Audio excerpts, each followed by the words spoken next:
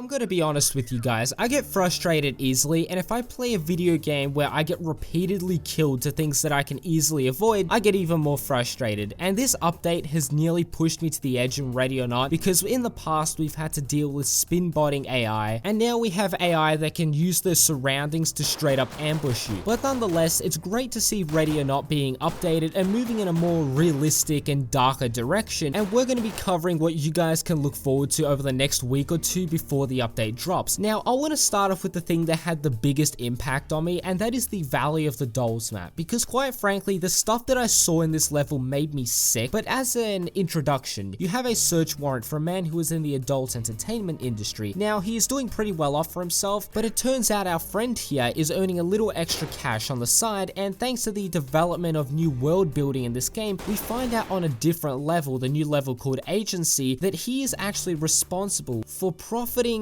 off children in a way that is very, very bad, and stuff that Chris Hansen would probably get involved with. But you roll up to his house and it's an 18th birthday party, and at first I was confused as to whether it was his daughter or his girlfriend, because I didn't know if this was like a Jerry Seinfeld situation. But you enter the house and there's lots of adult content everywhere, and this is good because it sticks with the theme that, you know, he's a horny bastard, so he's gonna have horny bastard paraphernalia and shit all around the house. Even if you go in his daughter's room, you see that she has a personality attached to her. She's obviously into the environment, she's most likely going to be studying ecology at uni, and I had to take a couple of botany classes in uni. I fucking hate plants as a result. But most of the things in this level seem relatively normal at first. It isn't until you get to the basement where you see some just genuinely sick shit that made me just stop and just appreciate the world that Void has created. Now, I'm just gonna pause the video right here and add some post-production commentary. I initially did talk about the discoveries of this level, but I kind of realized that this is something that you need to discover on your own. You know what? You might have to wait an extra week or two before you see it, but trust me, the wait is going to be worth it. All I'm gonna say is, if you get the feeling of tying up all the guards, tying up the main suspect, getting out a heavy caliber weapon and executing them Ceausescu style, then you know what? If you're in my lobby, I'm not gonna even stop you. I'll happily join you.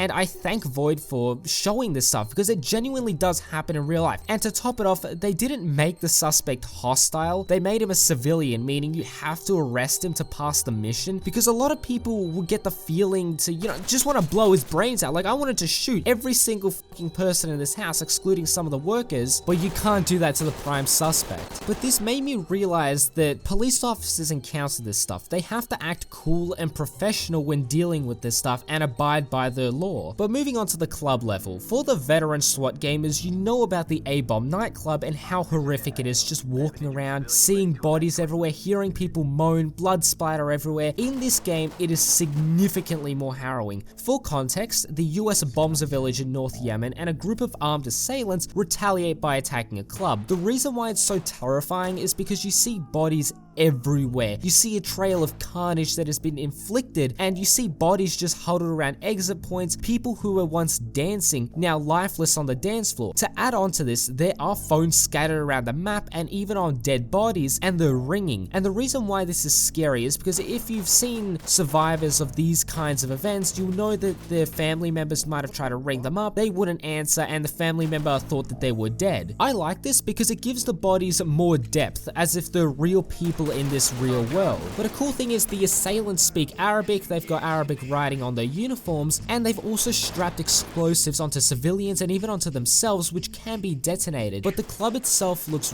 really beautiful. These civilian designs are still being worked on, because the attire that some of them are wearing would get them laughed at by the bouncers, even though I got into a club once wearing runners and a t-shirt and being absolutely shit-faced. But you know what, staying on topic, there are plenty of distractions in this level. You can get ambushed in many different ways as well, and it will definitely keep you on your toes. I still haven't been able to beat it even with other people. It's genuinely a difficult map, but I appreciate Void sticking to their guns and keeping the grit and realism and not softening things, because stuff like this is a reality and we don't want to shy away from it. I am interested in seeing how the school level is implemented, because in these two maps, Void did not hold back, and I assume they will do the same in the school level. Honestly, the only thing that I'm worried about is this game being refused classification or being banned in Australia, because in Australia we love to ban things that are fun. I mean, this isn't fun. I mean, it's a video game is fun, but the events that it portrays aren't fun, but I'm still having fun because it's a video. I don't know where I'm going with this. But moving on to bots, you know when you play certain games and don't perform well and you get called a bot? Well, after playing Ready or Not, I take that as a compliment, because bots can now take cover behind objects, hide under beds, and basically in cupboards and anywhere. They can hide and ambush you and even play dead, and this really upped the difficulty significantly. Before, I'd usually keep my gun on semi, but now I rock the SA58 because I need those FMJ 7.62x51mm ammo with full auto, because with these new game mechanics and the fact that bots can have inhumane reflexes, you are expected to make decisions with inhumane reflexes. I found myself way more reliant on grenades to clear rooms now, because if you go in without trying to immobilize the enemy, they can pop out of the most weirdest areas and ambush you. It's honestly really scary dropping someone and thinking that they're dead just to see them reanimate themselves and start shooting you again. And similar to the movie Zombieland, the double tap rule applies. You gotta make sure that they're dead, but in all seriousness, you can arrest people that you shot at to prevent them from being able to get back up and shoot you in the back. But thankfully, the ROE has been modified to reflect these difficulties. If a suspect appears to be engaging in hostile activity, such as hiding behind cover, wearing an explosive vest, or playing dead, you can fire at will. Suspects can now commit suicide and even fake it. If you shoot them, it's unauthorized. If you yell for compliance, there is a strong chance they won't listen, and they'll either shoot themselves or shoot you back. And this is also why less than lethal, such as pepper spray, is something that I carry around just in case if I have to deal with these situations. But as a whole, the accuracy has been buffed, and they can now aim for specific parts of the body. And I noticed this when a bot clapped me in every part of my body except the Kevlar. Knife and vest wearing suspects can now create ambushes, and bots can now see through glass. My biggest advice going into this update is to watch out for windows. If you approach a window, you can die easily. I showed a bit of my body and I straight up got wall banged by a bot. But similar to SWAT 4, there is a suspect morale system that determines their likeliness to surrender. The more shots they got off, the less likely they are to stop. The suicide occurs when their morale drops to 0, but their behavior is more human-like, and they don't just stand around or walk around aimlessly and trigger their own traps like they did in the past, but they can now smoke, take selfies, piss, sit, and make substances, and admire their surroundings. But all in all, the AI is significantly harder to deal with now and are more human-like, and I haven't played this with my friends yet, but they're gonna have a fun time because I have not been able to beat a single level as a result doing it solo. But moving on, if anyone from Void is watching this, please add the SIG MCX long arm. It's the same one that Cert uses, and I kinda wanna laugh as them, but new weapons and equipment have been added and adjusted, and this includes a whole weapon selection menu overhaul. For starters, there's different types of ammo and armor. In terms of ammo, you have Full Metal Jacket, which is good at penetrating armor, but it has a tendency to over penetrate and hit people behind them. You also have Hollow Point ammo, which is better for non-armored opponents, as well as doesn't over penetrate people that don't wear armor. But you can take various amounts of different kinds of ammo, which is why I like to take about half of half so I can adapt to different scenarios. But in regards to armor, I literally watched multiple YouTube videos and try to read up on the differences, but Kevlar is the lightest and good for stopping handgun rounds such as 9mm, but isn't effective against rifle ammo. Ceramic is good for rifle rounds, but is heavier and can be damaged in a way that doesn't make it effective anymore. I don't know if this is how it is in game, but I just did my own research and that's what I was told. I don't know if someone knows different types of armor, I'd love to hear it in the comments, but this is also why I'm on a watch list, because Kevlar is illegal where I live. But the different types of armor doesn't affect your top speed, but it affects your overall acceleration and mobility. But in terms of weapons, we have the Beretta 1301 12 gauge shotgun. I'm not a shotgun type of guy, but I would rather use this over the submachine guns. From my research, a slug would do better against armor opposed to buckshots, but you can adjust the spread of the pellets by changing the muzzle. But we see the addition of the MP9, which fires 9x90mm ammo and is made in Switzerland. That's just a little fun fact for you. And there is multiple versions of the MP5 that fires 9mm or 10mm ammo with a 30-round magazine. They also have the iconic burst fire, which is a little awkward to get used to, but first, in terms of the TAC 700, they removed the automatic mode, and that was already too far. But then they went ahead and removed it entirely from the game. I am in a total state of distress right now. But moral of the story, you might want to do some research before going out in the field so you know what suspects to expect. Going against a crackhead in tight proximity, you can't go wrong with 9mm 9mm hollow point ammo with a submachine gun. But moving on to map improvements, some of the maps that have been updated change the way that you approach them. This is done by opening and closing of certain areas that can allow suspects to get the drop on you. But in terms of art style, some of the maps have specific AI that makes everything feel more genuine. You have crackheads that look legit, but a lot of the maps become significantly darker and turn into a horror game at times. There were also new maps added. I mentioned previously Agency leads onto the Valley mission, and when I heard the term Agency, I thought of like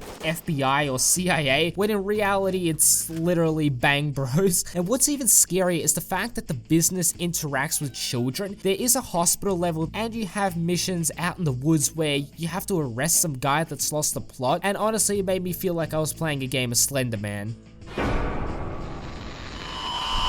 But I'd say that these are majority of the important things that were covered. You also have some minor things that include some sound effects changes, new soundtracks, movement adjustments. There's now head bob. You have less peripheral vision when using night vision goggles. Weapons sound a lot more beefier. I don't know if they've tweaked the way the sounds work, but they sound a lot more powerful. There have been some behavioral changes to the AI that respond to world events. The flashbang now sounds differently when it explodes, and there's also apparently a mudman that we can find. And the crackhead level was already scary enough, but this just makes it even scarier. But all in all, this is probably the biggest, or definitely is the biggest update so far that Ready or Not has seen, and it's very scary if I'm being honest. I do look forward to seeing how this game develops over the course of the next 6 months, but if you did enjoy today's video, please do consider leaving a like, subscribing, and sharing the video with your friends. Anyways, my name is Tan2, and I will catch you guys in the next video.